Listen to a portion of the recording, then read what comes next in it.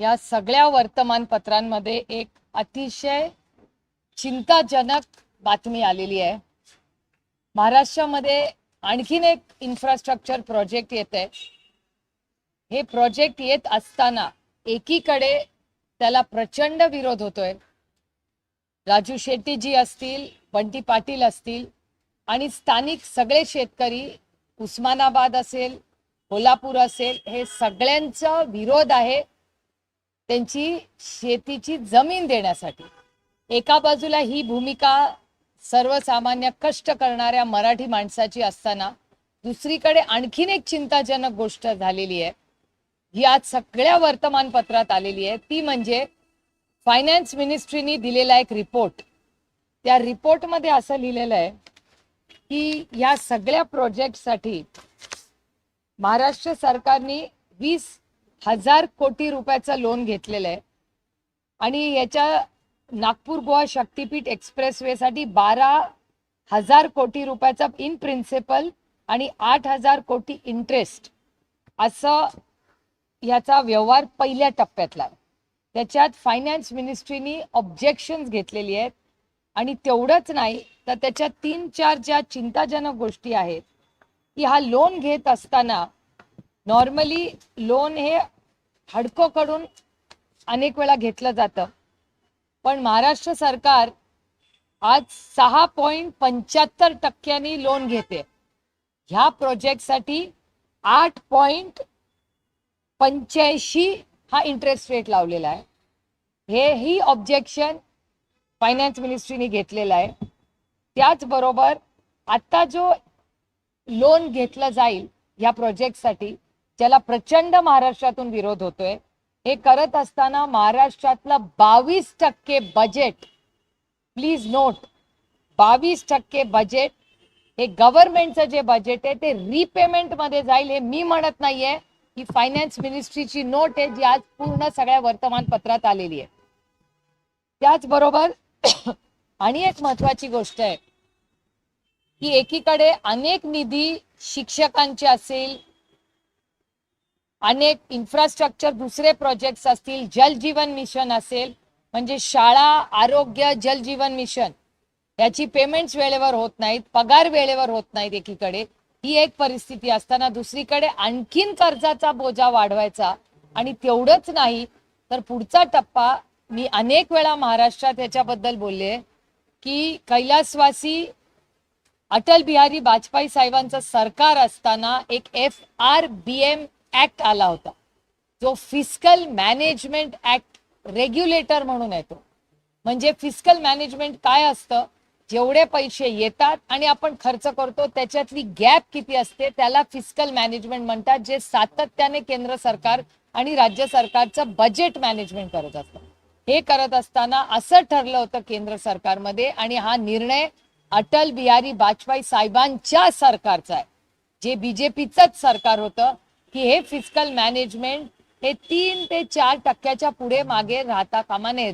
केंद्र सरकारला एक नियम आणि राज्यांना एक नियम, आणि ह्याच या सरकारच्या फायनान्स मिनिस्ट्रीच्या ऑब्जेक्शन मध्ये आलेलं आहे की FRBM ऍक्ट हा जो आहे तो करत असताना हे जर असंच काम करत राहिलो तर FRBM ऍक्ट च्या बाहेर आपण जाऊ, which is not allowed by government of India.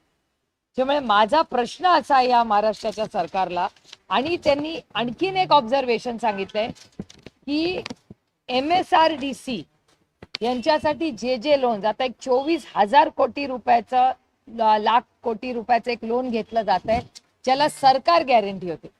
मी डेव्हलपमेंटच्या कुठल्याही विरोधात नाही, पण हे जे नंबर्स सांगतायत, आणि हे नंबर्स माझे नाहीयेत, हे वर्तमानपत्रात आलेले आहेत, आणि हे सगळे नंबर फायनान्स मिनिस्ट्रीच्या नोटमध्ये, जी कदाचित अर्थातच सगळ्यांनी वाचली का नाही मला माहिती नाही। माझी विनम्र विनंती आहे महाराष्ट्राच्या माननीय मुख्यमंत्र्यांना की इन्फ्रास्ट्रक्चर झालं पाहिजे का, तर जरूर झालं पाहिजे, पण लँड ॲक्विजिशन करताना ज्या पद्धतीने या प्रोजेक्टला विरोध होतोय। आणि आणखीन एक माझा प्रश्न, एक सूचना आहे माननीय मुख्यमंत्र्यांना की जर एक्झिस्टिंग रस्ता आहे, सगळे शेतकरी म्हणतात एक्झिस्टिंग रस्ता आहे, तर आणखीन एक रस्त्याची काय गरज? तर तुम्हाला स्ट्रेंथन करायचा असेल तर आहे तो रस्ता त्याच्यातच का नाही एखादी लेन पुढे मागे करत? हा एक मार्ग असू शकतो का? एक म्हणजे एकीकडे शेतकऱ्यांना हा रस्ता नको आहे, त्याला विरोध आहे, ही एक बाजू.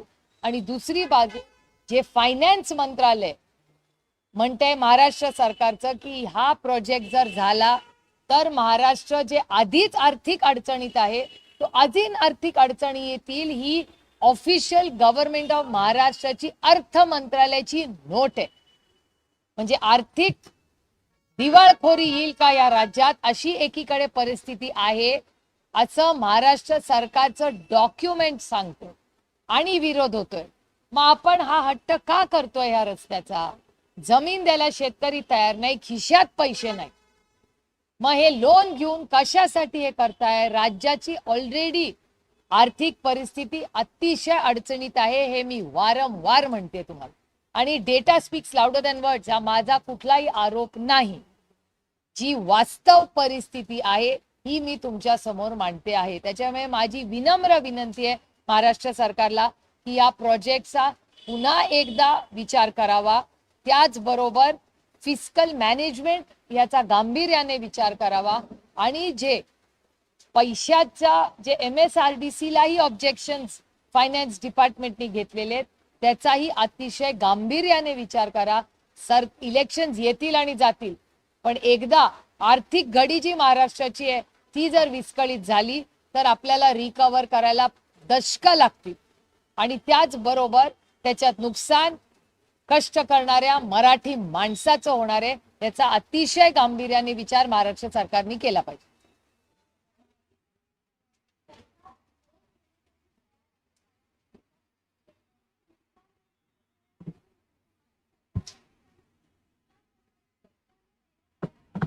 That's not the point. हा पॉइंट तो नाहीच आहे. शेतकऱ्यांना सरकारनी भरपाई द्यायचीच असते. हा कायदा या देशाचा जो मनमोहन सिंग साहेबांनी केलेला आहे. एक तुम्हाला माहिती आहे का नाही मला माहिती नाही, पण जेव्हा तुम्ही 1 रुपयाचा जमीन घेता कुठल्याही शेतकऱ्याची, त्याला 4 पट भाव मिळाला पाहिजे. हा अधिकार शेतकऱ्यांना डॉक्टर मनमोहन सिंग साहेबांच्या UPAच्या सरकारने दिलेला आहे. त्याच्यामुळे ते जेव्हा पैसे देतात म्हणतात ते काय उपकार करत नाहीये कुठल्या शेतकऱ्यावर. आणि शेतकरी जर जमीन द्यायलाच तयार नाहीये तर विकायचा विश्वास येतोच कुठे विश्वास?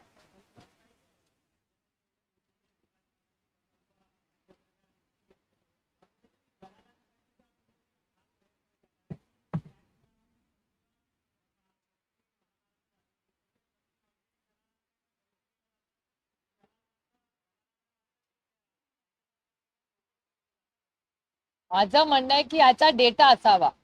पैसे कुणाला जात आहेत हा आता विषयच नाहीये. विषय असा आहे की शेतकऱ्याला विकायचीच नाहीये जमीन. शेतकऱ्याला जमीन एकीकडे विकायची नाहीये आणि दुसरीकडे फायनान्स मिनिस्ट्रीनीच ऑब्जेक्शन घेतलेत ना लोन घेण्यावर.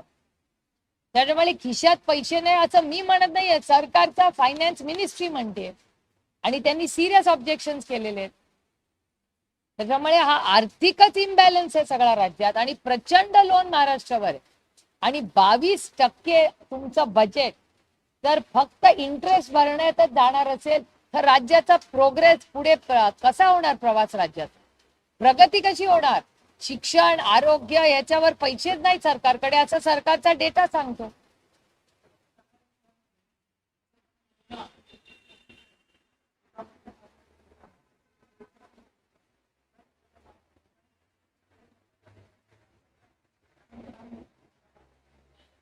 मी प्युअरली जी फायनान्स मिनिस्ट्रीची नोट आहे या बेसिसवर सांगते. मी आर्थिक आणि एकीकडे शेतकऱ्यांचा विरोध आणि दुसरीकडे महाराष्ट्राची आर्थिक परिस्थिती ही चिंताजनक आहे.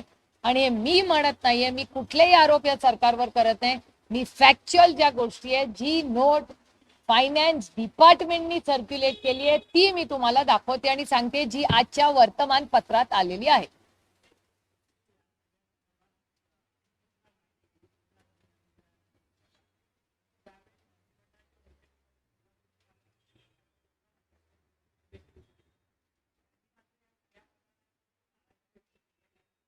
अरे नुसती नाराजी व्यक्त करून उपयोग होणार नाही.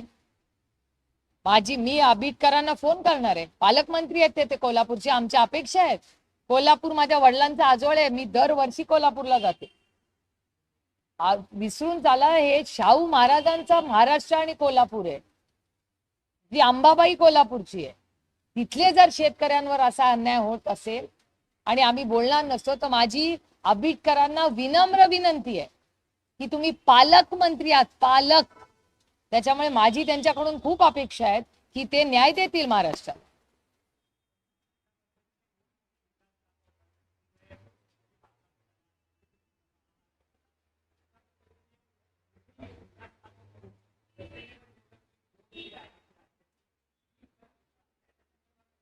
हा प्रश्न तुम्ही मला नाही विचारला पाहिजे, कॅबिनेट नंतर माननीय मुख्यमंत्र्यांना विचारला पाहिजे. कारण का data speaks louder than words. हा डेटा माझा नाहीये ना, हा डेटा महाराष्ट्र सरकारचा आहे. आणि मुख्यमंत्री हे मुख्यमंत्री असतात. सगळी डिपार्टमेंट्स त्यांनाच रिपोर्ट करतात. तर त्यांनाही हे वास्तव माहितीच असेल ना की महाराष्ट्रावर लोन किती आहे. आणि FRBM ऍक्ट हा अटल बिहारी वाजपेयी साहेबांचा ऍक्ट आहे. भारतीय जनता पक्षाच्या सरकारमधलाच तो ऍक्ट आहे. NDAच सरकार होतं तेव्हा जेव्हा ऍक्ट आणलेला आहे, त्याच्याबद्दल वारंवार आधी बोलत असताना अरुण जेटली साहेब किती वेळा या ऍक्ट बद्दल बोलले. डेटा काढून बघा पार्लमेंटमध्ये. फिस्कल मॅनेजमेंट ही अतिशय कुठल्याही fastest growing economy of the world, चौथी आहे ना फास्टेस्ट ग्रोईंग इकॉनॉमी. मग महाराष्ट्राला पैसे द्यावे. GST रेकॉर्ड कलेक्शन झाले, मग महाराष्ट्राला आर्थिक मदत करावी केंद्र सरकारने.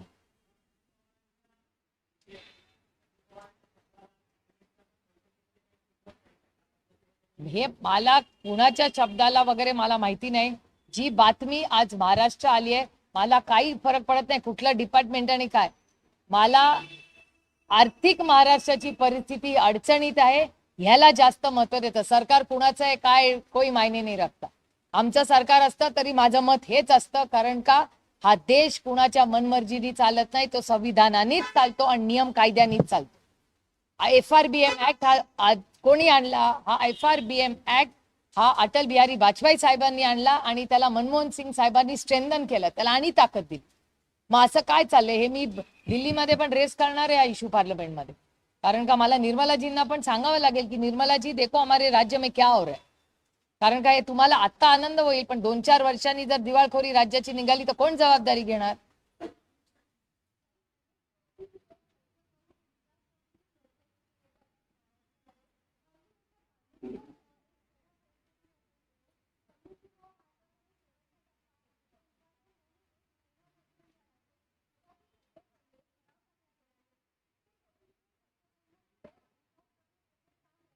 याची SIT लावली पाहिजे, इन्क्वायरी लागली पाहिजे, कोण आहे कॉन्ट्रॅक्टर आणि कसं झाले कधीही या वेळेत. आणि हे सगळं काम ना गडकरी साहेब उत्तम करतात. आम्ही जर गडकरी साहेबांना कधी कंप्लेंट केली कुठल्याही रस्ते की गडकरी साहेब इमिजिएटली ब्लॅकलिस्ट करतात त्या कॉन्ट्रॅक्टरला. महाराष्ट्र सरकारने त्याला ब्लॅकलिस्ट करावा आणि त्याची इन्क्वायरी लावावी, कोणी कॉन्ट्रॅक्टर असो.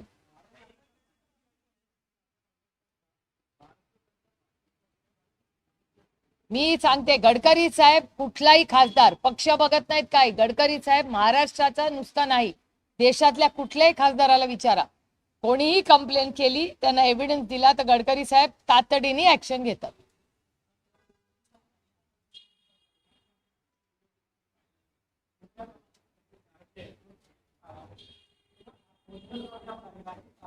नाही SIT आणि गडकरी साहेब करू शकतात तर महाराष्ट्र सरकार का नाही करू शकत?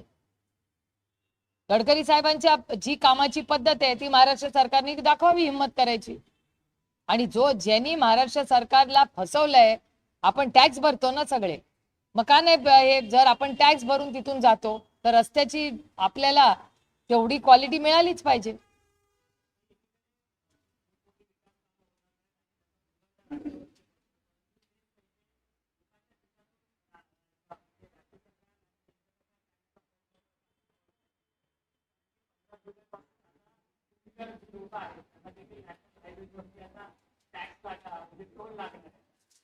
मी तुम्हाला नेहमी असे प्रश्न प्रेसमध्ये विचारले की सांगते की आमची सगळी 6 महिन्यापूर्वीची भाषणात दर 6 महिन्यांनी काढून बघा, तुम्हाला लक्षात येईल की या सगळ्या गोष्टी आम्ही बोललेलो आहोत.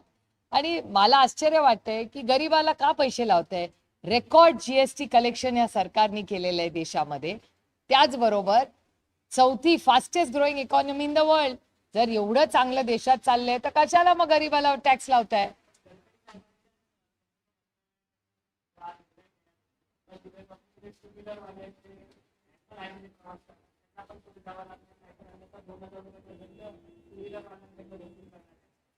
जरूर याची मी माहिती गडकरी साहेबांशीही चर्चा करू. आम्ही पार्लमेंटला आता एक 3 आठवड्यांनीच सेशन सुरू होईल, त्याच्यात जरूर आम्ही याची मागणी करू.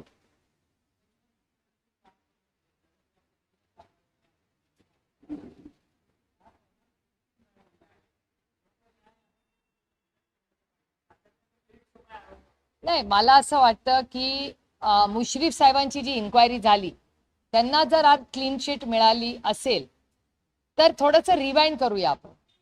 आम्ही सगळे एक असताना त्यांच्यावर आरोप प्रत्यारोप झाले. माझी विनंती राहील, आणि हे मी दिल्लीला गेल्यावर हा इश्यू रेस करीनच पार्लमेंटमध्ये, की ही इन्क्वायरी लावली कोणी, पहिला FIR कोणी केला, मग EOW मध्ये कशी झाली, आणि त्याच्यानंतरच ती ईडीकडे गेली असणार ना.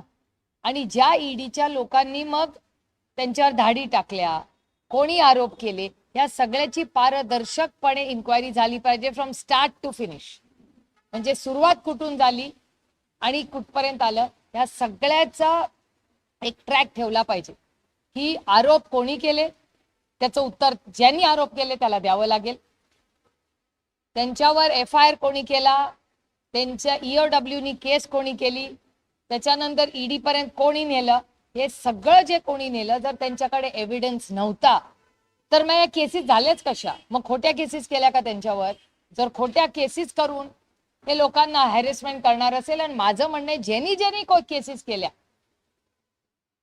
आणि ज्या आज सरकारमध्ये बरेचसे जे लोक आहेत किंवा जी एजन्सी मुश्रीफ साहेबांच्या घरी गेली, मुश्रीफ साहेबांची बायको आणि सून आणि नातवंड त्यांना हॅरेसमेंट केली रेड करून, याचा एक रेकॉर्ड ठेवला पाहिजे आणि याची माहिती महाराष्ट्राला दिली पाहिजे. की आणि एजन्सीज आणि ज्यांनी कोल्हापूरला जे गेले मुंबईवरनं, त्यांना सगळ्यांना प्रश्न तुम्हाला विचारावा लागेल.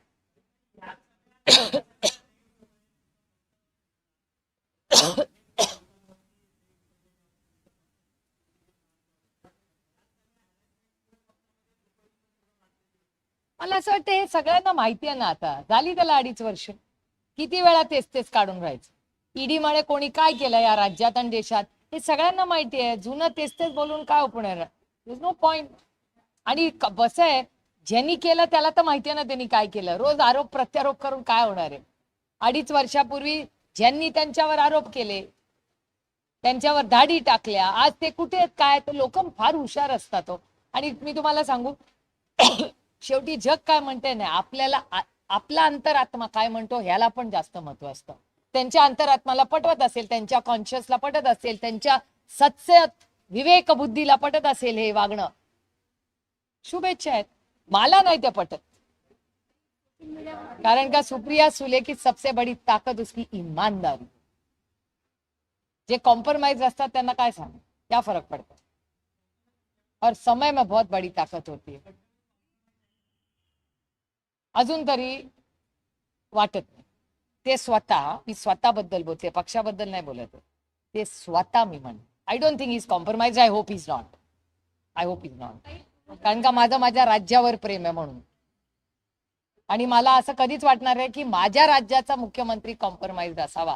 त्याच्यामुळे मला वाटत नाही ते स्वतः कॉम्प्रोमाइज आहेत. पक्षाबद्दल आय कांट से. कारण का मोठा पक्ष आहे ना, देशातला 1 नंबरचा पक्ष आहे. कसं सांगणार?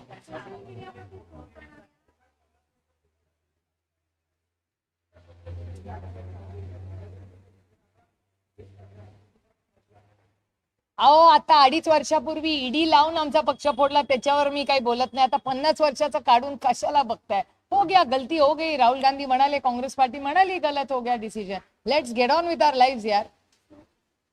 आणि इंदिरा गांधींनी अनेक 200 असे पण निर्णय घेतले जे चांगले आहेत ना, त्याचा पण उदो करा मग तेवढाच. त्याचे पण फुल पेज लिहा. कशाला एकाच निर्णयाचं करता? आणि जो गलत आहे वो गलत ही आहे. इमर्जन्सीचं कोणीच इमर्जन्सीच्या बाजूने बोलणार नाही. ज्याला सशक्त लोकशाहीवर विश्वास आहे तो इमर्जन्सीला कसं म्हणेल योग्य आहे? तो अयोग्यच निर्णय आहे. पण बरेचसे लोकप्रतिनिधी आणि नेते असे त्यांनी चुकीचे निर्णय घेतलेले आहेत. मग ते पण हायलाइट तेवढेच करा, सोयीनुसार नको, सिलेक्टिव्ह नको.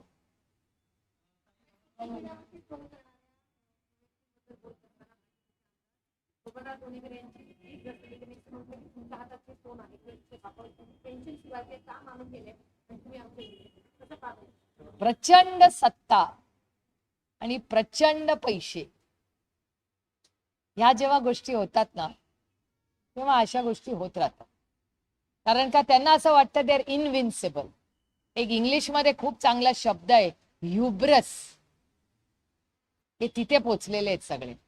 त्याच्यामुळे ज्या टॅक्स आम्ही भरतो ना, त्याच्यातून या स्कीम चालतात. त्यांचा गैरसमज जर असेल की त्यांच्या खिशातून जातात, तर त्यांचा गैरसमज कधी ना कधी नाही फार लवकरच उतरेल. त्याच्यामुळे अशा गलिच्छ कॉमेंट्सवर बोलण्यात मला नाही काही गरज वाटत. हे सुसंस्कृत मराठी आणि सुसंस्कृत कुठल्याही राजकारणाला शोभत नाही. आणि हेच मला दुर्दैव वाटतं की कारण का ओरिजिनल जी बीजेपी होती ती सुसंस्कृतच होती. मी स्वतः अरुणजींचं, सुषमाजींची भाषणं ऐकलेली आहेत. आणि तुम्ही जर मागच्या आठवड्यात एक 10 दिवसापूर्वी ना एक अतिशय सुंदर लेख लोकसत्तात आला होता. रघुनाथ नावाचे ग्रहस्थ आहेत पुण्याचे, तो लेख जरूर वाचा.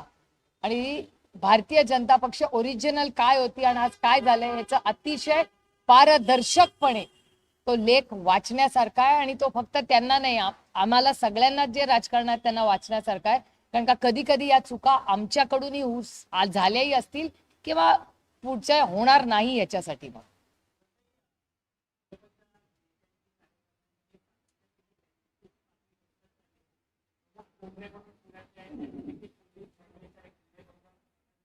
नाही, हे सगळे प्रश्न तुम्ही भारतीय जनता पक्षाला आणि माननीय मुख्यमंत्र्यांना विचारले पाहिजेत.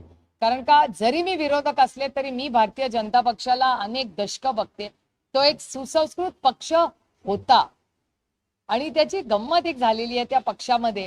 म्हणजे हा अनुभव माझा आहे, तुमचाही असेल, की ज्या काँग्रेसला रिजेक्ट करून भारतीय जनता पक्षाला संधी दिली, आज त्या भारतीय जनता पक्षामध्ये भारतीय जनता पक्षापेक्षा काँग्रेसचे लोक जास्त दिसतात. म्हणजे काँग्रेस, कालच कोणीतरी भाषण तुमच्याच चॅनलवर मी पाहिलं की it is the Congressification of BJP. त्याच्यामुळे काय नक्की चाललंय या देशात हा एक मोठा गंभीर प्रश्न असतो. जेव्हा आपण या सगळ्या महत्वाच्या गोष्टी, आरोप प्रत्यारोप, ईडी सीबीआय या सगळ्याबद्दल बोलतो ना, तेव्हा राजकारण खरंच कुठल्या दिशेने चाललंय हा एक प्रश्नच अनेक वेळा माझ्यासारख्या लोकांना पडतो. कोणाचं? हा,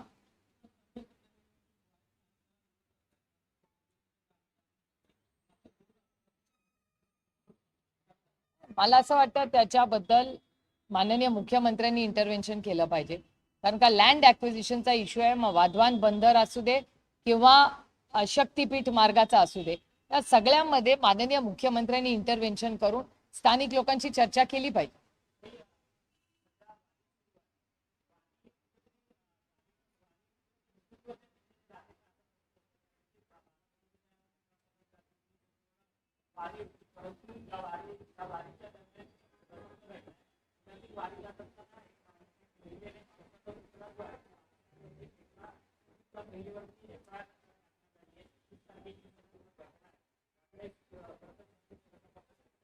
मी तुम्हाला खरं सांगू, अरुण जेटलीजी अनेक वेळा एक गोष्ट म्हणायचे.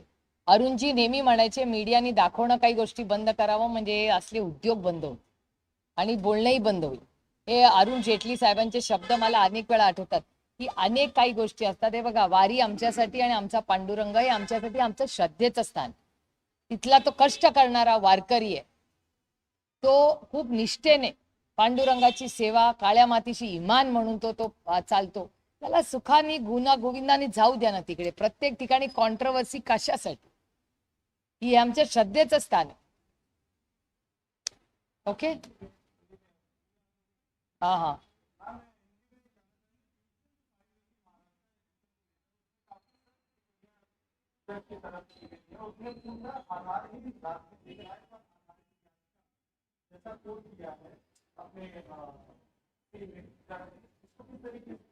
नहीं, मेरे ख्याल से जो आरोप हुए हैं उसको इलेक्शन कमीशन ने चर्चा के लिए बुलाया है।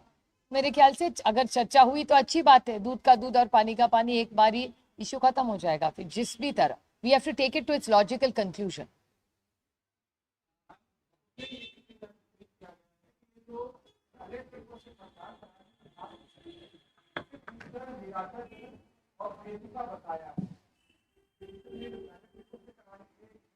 देखिए, एक सशक्त लोकतंत्र में मांग करने का अधिकार संविधान ने सबको दिया है, तो मांग करना कोई गलत बात नहीं है।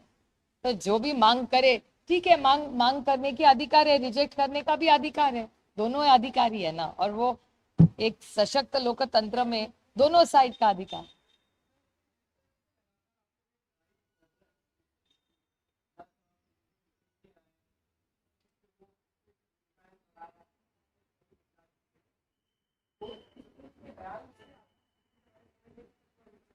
नहीं, ऐसा नहीं, मेरे ख्याल से जो न्योता इलेक्शन कमीशन ने दिया है, बोले चर्चा करने से में क्या कमा।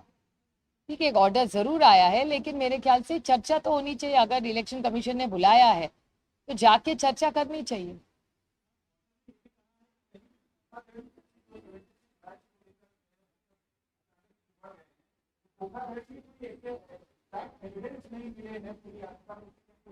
देखिए, मैंने पूरी ऑर्डर पढ़ी नहीं है, तो जब तक मैं पूरी ऑर्डर नहीं पढ़ूं मैं उस पर टिप्पणी नहीं कर सकती। तो मैं ऑर्डर पढ़ के आपको जरूर बता दूं।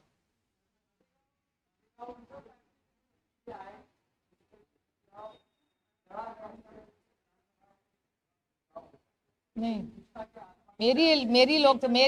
मेरी लोकसभा को 4 साल है अभी।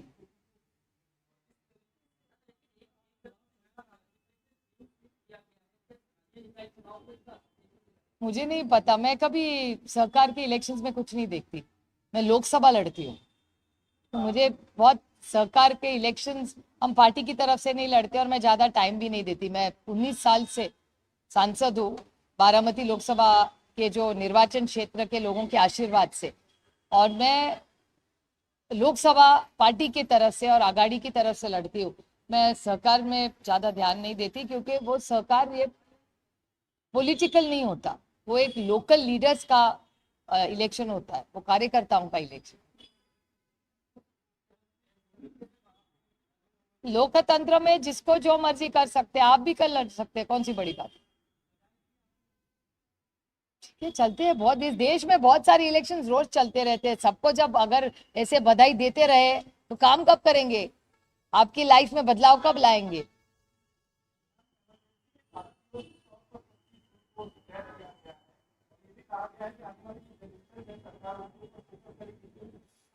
आप एक सर्वे ले लीजिए ना, नए जनरेशन को क्या लगता है, कितना पता है। भी हो गया 50 साल पहले ऐसी बहुत सारी घटना हुई है जो गलत हुई है इस देश में, और कांग्रेस बोल चुकी है वो गलत है। आप पैदा भी नहीं होंगे शायद तब।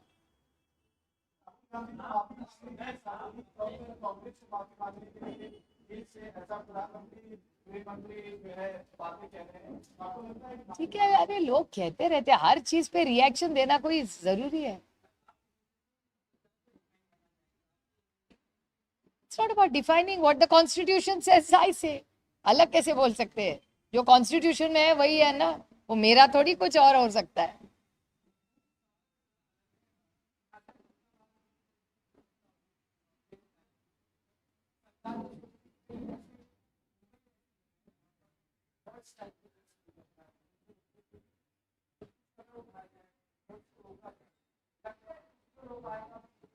देखिए, बहुत जो भी है, डीजीसीए है, एक सिविल एविएशन डिपार्टमेंट है जो सीरियसली इस सब पे काम कर रहा है। जब उसकी पूरी रिपोर्ट आएगी तभी पता चलेगा एग्जैक्टली क्या हुआ अहमदाबाद में। तो रिपोर्ट आने तक हम सब ने रुकना चाहिए।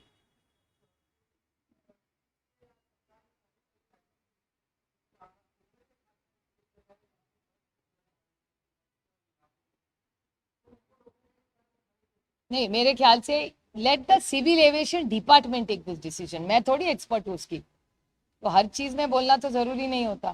तो let civil aviation department report come, उसके बाद देखिए।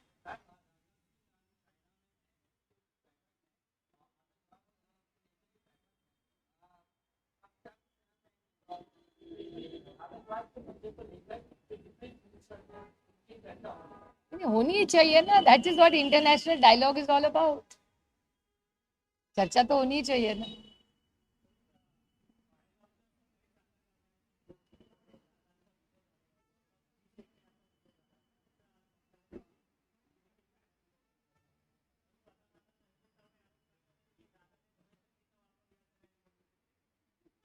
ते मी तुम्हाला खरं सांगू का, सहकार चळवळीतली इलेक्शन ही कार्यकर्त्यांची इलेक्शन असतात, ती त्या त्या लेवलला होत असतात आणि एका लोकशाहीमध्ये प्रत्येक इलेक्शनचा आपले आपले नियम कायदे वगैरे असतात, त्याप्रमाणे ते याव्या। मला असं वाटतं हे ते भारतीय जनता पक्षातच आहेत रंजन तावरे, त्यांनी माननीय मुख्यमंत्र्यांशी ती चर्चा करावी, त्यांचे काय ऑब्जेक्शन असतील नाही तर इलेक्शन कमिशन किंवा जी कॉम्पिटंट अथॉरिटी आहे त्याच्याकडे जावं।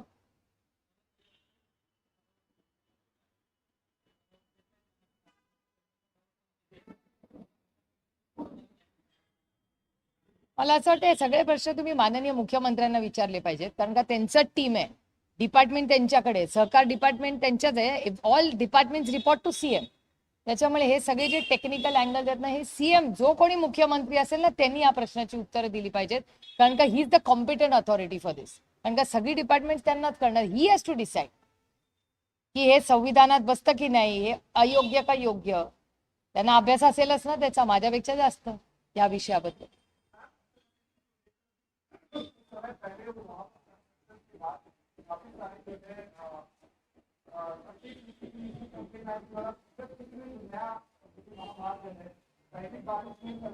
हमेशा जब हम ऐसी कंप्लेन लेके दिल्ली में जाते हैं तो गडकरी साहब उस की इंक्वायरी लगाते हैं और ब्लैकलिस्ट करते हैं। तो मेरी मांग है जो गडकरी साहब दिल्ली में नेशनल हाईवे के लिए करते हैं वही न्याय और कायदा महाराष्ट्र सरकार ने करना चाहिए। एसआईटी करो, जो भी गडकरी साहब करे, ब्लैकलिस्ट करो, इंक्वायरी लगाओ, गडकरी साहब करते हैं ऐसा।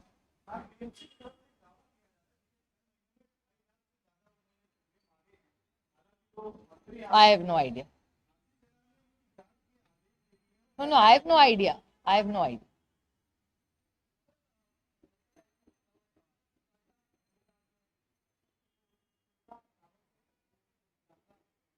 मैंने सुना नहीं है, I have not read it, I have read what I read all this newspaper.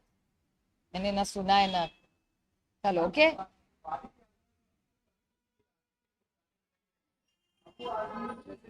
मैंने पढ़ा नहीं है, मैंने सुना नहीं है, मैं रोज रामकृष्ण हरी वाली हूँ, मैं वारी का सब अच्छा देखती हूँ, अच्छा सुनती हूँ। Thank you. हाँ,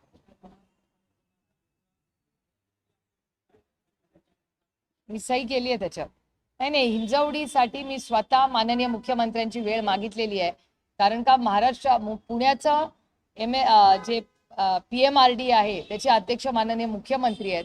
गेले अनेक दिवस आम्ही सातत्याने पुण्यात फॉलोअप करतोय आणि हिंजवडीतला सगळ्यात मोठा प्रश्न जो सगळ्या मोठ्या शहरातला प्रश्न आहे की नाले ना साफ असतात नाही तर बुजवले जातात इन्फ्रास्ट्रक्चर प्रोजेक्टसाठी, आणि त्याच्यामुळे सगळीकडे आजकाल प्रचंड पाणी तुंबतंय आणि तीच परिस्थिती हिंजवडीला आहे।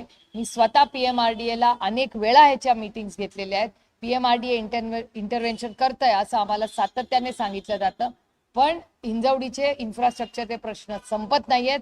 आदरणीय पवार साहेबांनी फार विचार करून ही हिंजवडीचं इन्फ्रास्ट्रक्चर राजीव गांधी च्या साहेबांच्या नावाने सुरू केलं, तिथे लाखो आजही लोक काम करतात, पण आता ज्या वेगाने तिथलं इन्फ्रास्ट्रक्चर सुधारलं पाहिजे ते सुधारलेलं नाही, आणि महाराष्ट्राच्या सरकारने त्याच्या जातीने लक्ष घालून त्याच्यातून मार्ग काढले पाहिजे, त्याचा मी स्वतः स्थानिक लोकप्रतिनिधी म्हणून फॉलोअप करते। एब्सोल्युटली, मैं हर हफ्ते करती हूँ, पीछे लगी हुई सरकार के, सरकार कुछ करे, लेकिन हिंजवड़ी में कॉन्स्टेंटली वाटर लॉगिंग कर रहा है, इंफ्रास्ट्रक्चर कोलैप्स हो रहा है, और it's a global place. Hinjewadi में दुनिया में से लोगों ने इन्वेस्टमेंट किया है, infrastructure has to do well. सरकार क्या कर रही है, ये they have to do something about it. और इनके ही इंफ्रास्ट्रक्चर प्रोजेक्ट्स है ना जिसके कारण सब नाले बंद हुए, नाले सफाई के लिए करोड़ों रुपया जाता है, फिर ये जब बारिश होती है तो ब्लॉक कैसे होते हैं, फिर what is the government doing.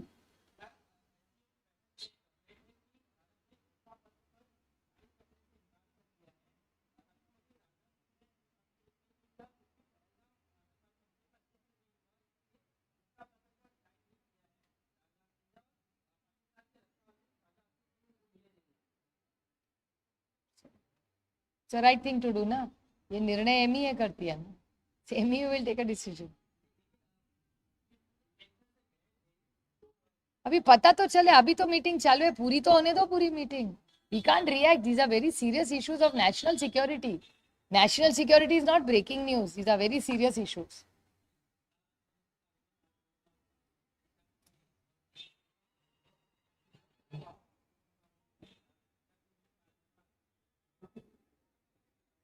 मला काय आश्चर्य वाटत नाही. हे सगळे जे बदल हे सरकार घडवत आहे ना, ते दिल्लीत पण आहे आणि इकडे पण आहे. आणि आणीबाणीला 50 वर्ष झाली.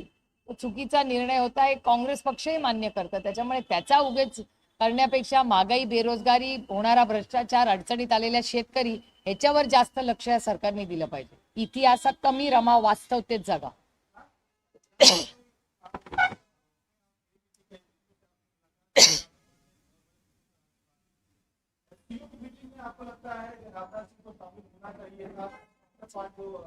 सरकार ने जो निर्णय लिया वो सोच के ही किया होगा ना.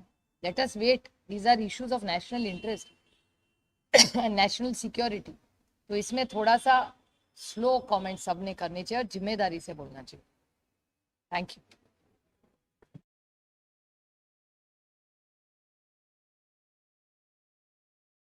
क्या आप मल्टीपल ईएमआईज और रीपेमेंट डेट से परेशान हैं? लोन्स जब